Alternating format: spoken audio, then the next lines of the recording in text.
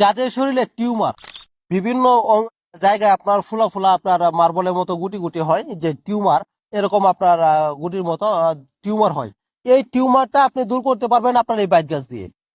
এই বাইট গাছ দিয়ে আপনার টিউমার একদম ক্লিয়ার করতে পারবেন। এই বাইট গাছের যে মূল, এই মূলটা আপনাকে ইউজ করতে হবে। দেখেন আমি একটা বাইট গাছ তুলে নিয়েছি।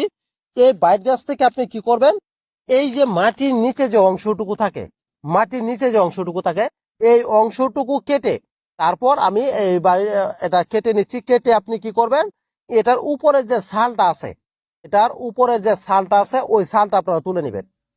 আমি আপনাদেরকে দেখাচ্ছি। এই যে ছালটা আপনারা এভাবে তুলে নেবেন। এই ছালটা তুলে নিয়ে এই ছালটা আপনি বেটে আপনার ওই টিউমারের মধ্যে প্রলেপ দিবেন। আপনি ঠিক এভাবে উপর থেকে চামড়াটা তুলে নেবেন। চামড়াটা তুলে তারপর এটাকে আপনি শিল্পাটায় বাটবেন।